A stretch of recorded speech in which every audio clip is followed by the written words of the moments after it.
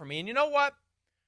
If they don't sign him and they dare him to go out into free agency, there will be someone else out there. There's 31 other teams. There will be a team next year, just like there was a team that was ready to jump on Kirk Cousins.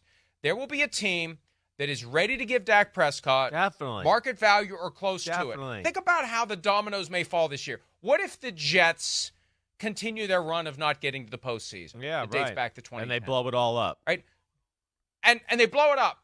New coach hires Mike McCarthy to be offensive coordinator, and regime signs Dak Prescott to be the quarterback. Why not? Why wouldn't the Jets want Dak Prescott?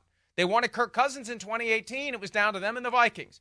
They have Aaron Rodgers. Why do we want to develop another Zach Wilson? We don't want to take that chance. We already blew that.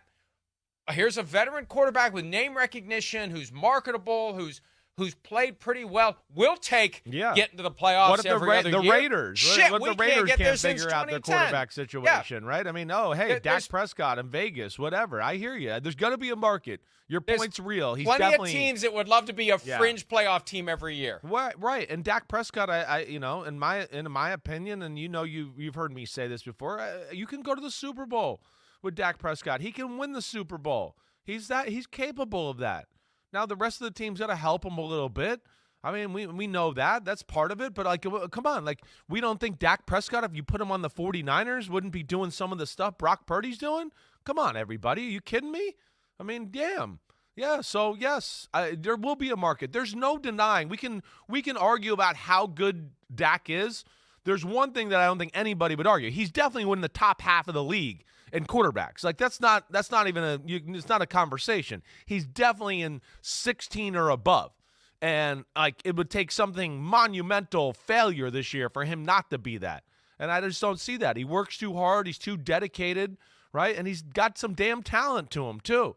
So, yeah, I'm with you. There will be a market. There's going to be teams out there that go, wait, we're pretty good. We had a bad year. We don't want to go rookie quarterback here. We think we're ready right now, blah, blah, blah. Hey, Dak Prescott's ready right now. Let's bring him in. I mean, there's definitely going to be teams in that sort of situation. Question. Yes. Question. Right. I'm going off script. Sorry, okay. Pete. Question. Okay. Would you rather pay Tua $50 million per year now or sign Dak, if you're the Miami Dolphins, for $60 million per year a year from now? You are a jerk. I would go. I would go with Dak. I would. I still have questions about Tua. You know that. I do. I don't have any real questions about Dak Prescott. Physically, the way he leads, the way he handles himself. Other than hip drop tackle breaking his ankle, he stays healthy, yet he stands in the pocket and takes hits better than anybody in football. I would go Dak there. I would. Yeah, even though that's a little too expensive for me for Dak, it's definitely too expensive for me for Tua, and I couldn't swallow that for sure. Hey, Pete makes a great point. Pete, the Giants fan, you're the Giants fan.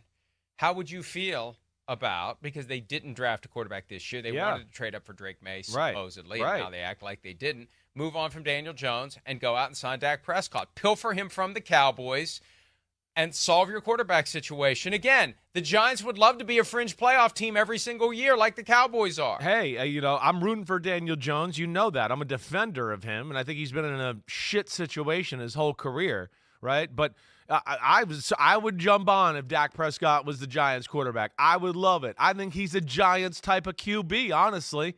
He really is. He's got that attitude and mantra and block out the noise, and, he can handle the heat as far as the media and all that. I think he would be made for New York. I really do. And I think he's got a great way of not being too egotistical, narcissistic, whatever, diva-ish, that would fit right into the Giants, the Maras, the mantra of what they've had and the quarterbacks that they've had that have been successful throughout, the Giants' history. As somebody who loves a good story, that's what drives my engine at PFT. That's what gets me out of bed in the morning. Is there a good story out there to break down and analyze and follow and report on? Also, I like a little chaos, if you didn't know. And I also like to see the ultra-rich who always get what they want, sometimes not get what they want.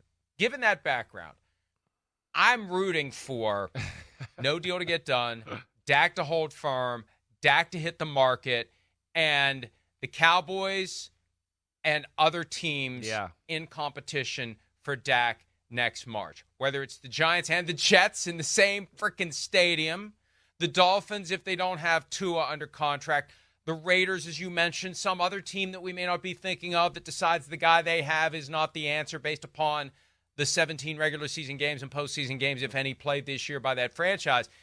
That's the thing that we lose sight of.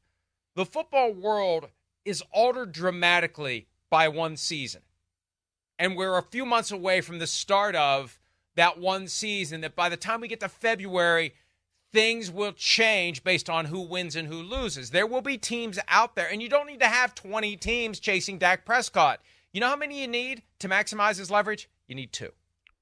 And there will at least be 2, if not 3, if not 4. So that's what I hope happens. I think the Cowboys are thinking nobody else is going to pay him what he wants. They're going to find out the hard way, like the Vikings did. If the Vikings really wanted to keep Kirk Cousins, and I'm not sure they did at this point. No, I don't think so. They're going to find out. They're going to find out. F around and find out, baby. They're going to find out that there's going to be somebody willing to pay Dak what he wants, even if the Cowboys don't want to pay. If you had to bet where that goes, right? I mean, where do you think the way we sit here right now, I really don't know what the Cowboys do here in this situation, and I do think Dak Prescott will stand firm and he won't care or budge or anything because of the situation or the pressure of the situation. There's a good part of me that thinks this plays out this whole year. And Dallas, boxes himself in a corner again, with a contract situation. But I wouldn't be shocked to see it happen that way. And maybe then call Dak Prescott's bluff. Maybe they don't think they're going to be as good. Maybe they think it might expose Dak Prescott this year a little bit and bring down his value. I don't know. But they're definitely in a tough situation there in Dallas, Texas right now. Hi, it's Mike Florio. Thanks for watching PFT on YouTube. Hit subscribe for the latest news and analysis from Pro Football Talk.